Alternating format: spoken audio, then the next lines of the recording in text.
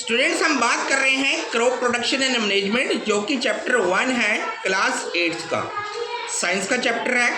सबसे पहले बात करते हैं कि प्रोडक्शन क्यों होता है, क्रॉप क्यों उगाई जाती है। जो क्रॉप है वो हमारी बेसिक लाइफ के लिए ज़रूरी है। अब बेसिक लाइफ के लिए क्यों ज़रूरी है? खाने के लिए, रहने के लिए, फूड के लिए और शेल्टर के लिए हमें क्रॉप को यूज़ करना पड़ता है, फसलों का प्रयोग करना पड़ता है। हमारी दो तरीके की फसल होती है, एक रबी और एक खरीफ की फसल होती है। और हम अगर बात करें कि बिना फसल और जानवर के हमारी ज़िंदगी अधूरी है। हम जो अपने बात करते हैं जीवन की, ये हमारी बेसिक नेसेसिटीज़ है, हमारी आवश्यकताएं हैं। जो ब्रांच ऑफ द साइंस जो डील करती है इस क्रॉप प्रोडक्शन से, उस साइंस को कहते हैं हम एग्रीकल्चर। एग्रीकल्चर मतलब कृषि। तो कृषि जो कहलाई जाती है वो हमारी कहलाई जाती है एग्रीकल्चर, जो डील करती है हमारी फसल से रिलेटेड। अब भारत में हम कृषि की बात करते हैं तो भारत में कृषि जो बात है, हमारा एक एग्रीकल्चर लैंड है, हम एक कृषि प्रधान देश है और हमारे जो फार्मर्स हैं वो क्रॉप प्रोडक्शंस कर रहे हैं। और 1960 के बाद हमने एक प्रॉपर क्रॉप प्रोडक्शन मैनेजमेंट को लिया है, जो हमारी रिक्वायरमेंट्स को पूरा कर रही है और हमारी पॉपुलेशंस को नेसेसिटीज़ को फिल कर रही है। आज हम hybrid plants, modern machines, equipments को यूज़ कर रहे हैं और जो टाइम से टाइम आज हम नए तरीके के फर्टिलाइजर्स, खाद का प्रयोग कर रहे हैं ताकि फसलों का एक अच्छा प्रोडक्शन हो सके। अब हम बात करते हैं क्रॉप प्लांट्स। हमारे क्रॉप प्लांट्स कौन कौन से हैं? अगर हम बात करें तो हमारे यहाँ जो कल्टीवेटेड क्रॉप्स होती है, कल्टीवेटेड क्रॉप्स का मतलब होती है जो फसलें उगाई जाती हैं। जो प्रोडक्ट हम जो फसलों से प्राप्त करते हैं, क्या क्या प्राप्त करते हैं? पहला हम प्राप्त करते हैं ग्रेन क्रॉप्स। ग्रेन क्रॉप्स क्या होती है? ग्रेन क्रॉप्स में कहा जाता है गेहूँ, जौ, चावल, मक्का, ये हमारी ग्रेन क्रॉप्स कहलाती है, जो हमारा एक तरीके का अनाज है। सेकंड आती है हमारी रूट क्रॉप्स। रूट क्रॉप्स कौन सी होती हैं? जैसे हम बात करते हैं शकरकंद, गाजर, मूली, ये हमारी कहलाती है हमारी रूट क्रॉप्स। फिर आ जाती है हमारी फाइबर क्रॉप्स। फाइबर क्रॉप्स हमारी आती है कपास। कपास फाइबर क्रॉप्स के फॉर्म में मानी जाती है।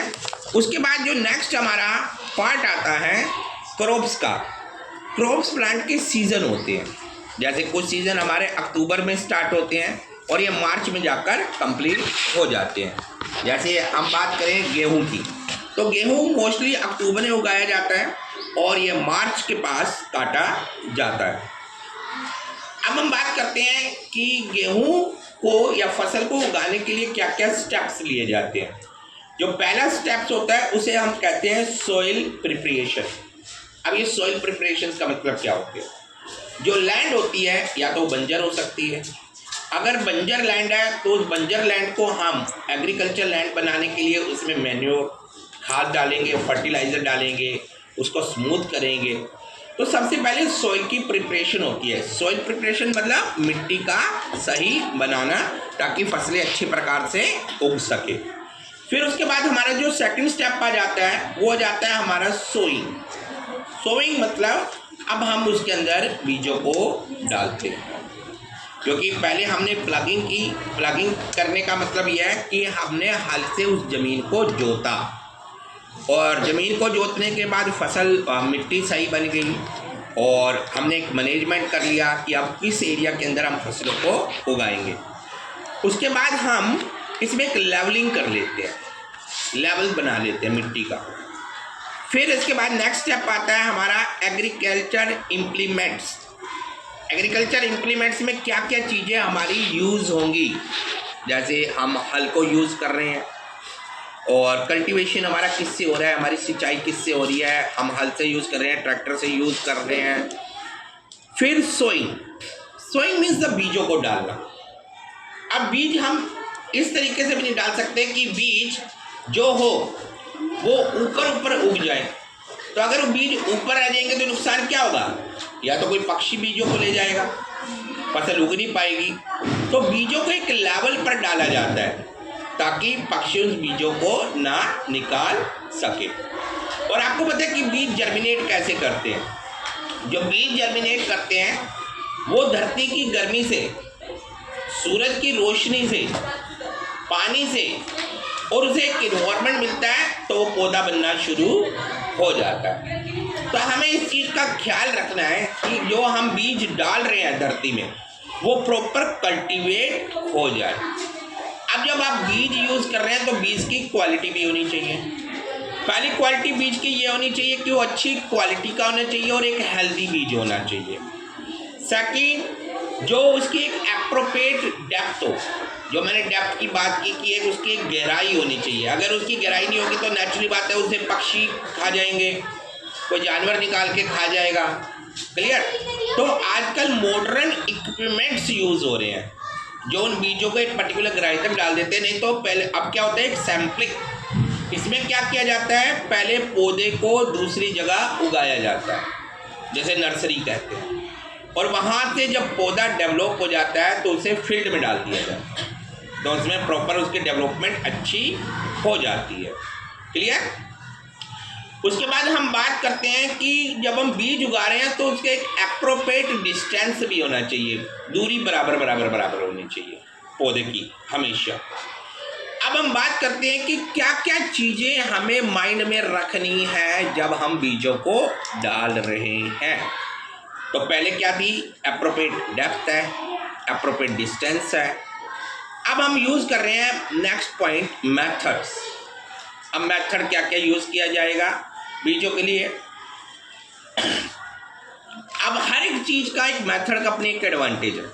जैसे मैंने बात की कि बीज डेप्थ में डाला जा रहा है, बाय द मैकेनिकल डाला जा रहा है, और बाय हैंड्स अगर हम बीजों को फैला रहे हैं तो उसमें फ़ायदा क्या हो जाता है।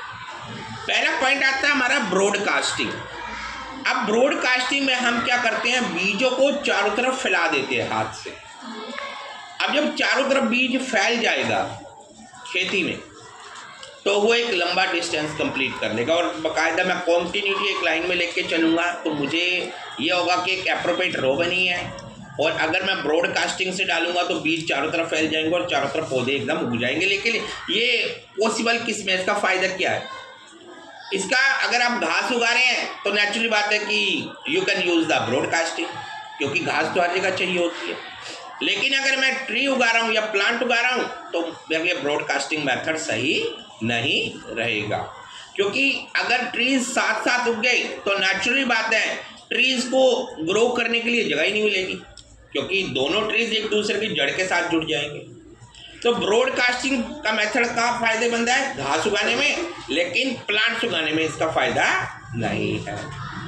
दूसरा आ गया हमारा ड्रिलिंग और द लाइन सोइंग। ड्रिलिंग और द लाइन सोइंग का जैसे मैंने आपको मेथड बताया, मेरे पे एक छोटा सा खेत है और छोटा सा एरिया है और मैं उसमें लाइन वाइज बीज डाल देता हूँ, तो that is called the drilling और द लाइन सोइंग। तो इसमें फ़ायदा क्या होगा, एडवांटेज क्या होगा? इसमें एडवांटेज ये होगा कि जो बीज है वो अलग अलग डिस्टेंस पर, मतलब पर्टिकुलर उसकी डिस्टेंस रहेगी, जो मैंने डिस्टेंस उसको काउंट किया तो उस डिस्टेंस पर लग जाएंगे और उनको एक डेवलपमेंट करने की जगह मिल जाएगी, पानी प्रॉपर मिल जाएगा। स्प्रिंकलिंग के थ्रू जैसे पानी होता है वो हम आगे पढ़ेंगे, कैसे सिंचाई होती है, कैसे पानी डाला जाता है। क्लियर? अब आ गया जब हमने बीज डाल दिए तो नेक्स्ट स्टेप क्या होगा? नेक्स्ट स्टेप होगा हमारा मैन्योर एंड फर्टिलाइजर्स यूज़ करेंगे। मैन्योर क्या हुआ? मैन्योर हुआ खाद। आपने गांव में देखा होगा गोबर को यूज़ किया जाता है, that is the best natural fertiliser. Manure जो हमारी गाय भैंस का गोबर यूज़ किया जाता है वो सबसे बेस्ट जो होती है खाद होती है। और अब फर्टिलाइज़र हम आर्टिफिशियल यूज़ कर रहे हैं, उसका रीज़न ये होता है कि एक तो प्लांट को जल्दी ग्रो कर देता है और प्लांट को कई चीज़ें चाहिए होती है जो हमें उस मैन्योर से नहीं मिलती, खाद से नहीं मिल पाती, गोबर से नहीं मिल पाती। तो वो फर्टिलाइज़र जैसे हमारे बहुत सारे, अगर हम बात करें minerals you can get through the fertilisers. अब हम नेक्स्ट बात करते हैं इरिगेशन। अब बात आती है सिंचाई की, पानी कैसे दिया जाए।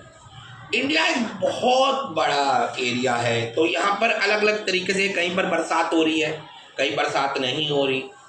और कई बार जगह नेचुरल अपने आप प्लांट सूख जाते हैं। हम पहाड़ी इलाके की बात करते हैं तो पहाड़ी इलाके में अपने आप बरसात हो रही है तो वहाँ